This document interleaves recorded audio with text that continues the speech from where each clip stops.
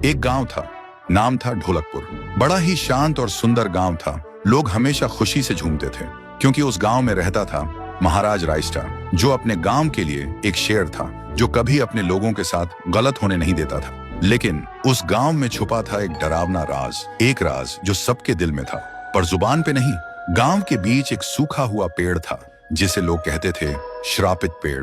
ना कोई उसके पास जाता, ना कोई उससे आंख मिलाता। हर पूर्णिमा के अगले दिन उस पेड़ के नीचे एक लाश मिलती थी। लोग कहते रात में कोई आता है और लाश छोड़ जाता है, लेकिन कभी किसी ने कुछ देखा नहीं और देखता भी कैसे। जो देखता वो अगले दिन पेड़ के नीचे होता था। एक दिन रायस्टार ने ठान लिया, बस अब और नहीं, इस राज का अंत मैं ही करूंगा, क्योंकि ढोलकपुर का नाम मिट्टी में मिल रहा था। फिर एक पूर्णिमा की रात रायस्टार चुपके से जाकर पेड़ के पास बैठ गया। रात के 2 बजे एक आवाज आई, ठुंग ठुंग ठुंग ठुंग ठुंग ठुंग ठुंग ठुंग ठुंग सहूर। और फिर वो पेड़ भूत में बदल गया। वो भूत कुछ अजीब सा था, एक भयानक शैतानी हंसी वाला चेहरा, आंखें बड़ी बड़ी। वो पेड़ चल के एक घर के गेट को जोर जोर से खटखटाने लगता है। तभी एक आदमी डर के मारे आवाज सुन के बाहर निकलता है। वो भूत अपने लकड़ी जैसे हाथ से एक ऐसा थप्पड़ मारता कि उसकी सांस वहीं थम जाती है और उसी जगह उस लाश को ले जाता है और वापस फिर से पेड़ बन जाता था। देखते ही रायस्टार का दिल कांप जाता है, पर वो कुछ बोलता नहीं।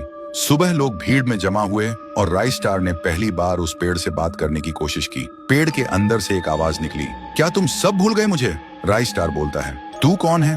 पेड़ बोलता है, मैं हूँ ठुन ठुन ठुन साहुर। एक वक्त था जब मैं भी इस गांव का एक प्यारा सा बच्चा था, लेकिन 100 साल पहले मुझे इसी पेड़ से रस्सी बांधकर उल्टा लटका दिया गया, गांव वालों की आंखों के सामने, और मेरी मौत को तमाशा बना दिया गया, सिर्फ इसलिए क्योंकि मैंने एक राज देख लिया था जो लोग छुपाना चाहते थे। और उसी पल से मेरी रूह इस पेड़ से जुड़ गई।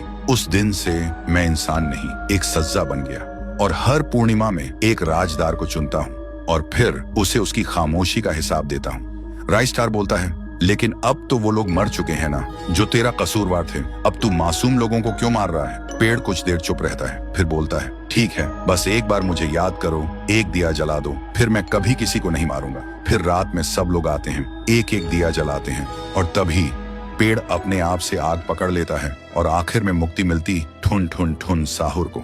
उस दिन के बाद गांव में कभी कोई लाश नहीं मिली। हर पूर्णिमा में लोग एक दिया जलाकर उसकी यादों को जिंदा रखते हैं, क्योंकि अगर भूल गए तो सपने में एक आवाज सुनाई देती थी, ठुंग ठुंग ठुंग ठुंग ठुंग ठुंग ठुंग ठुंग ठुंग सहूर।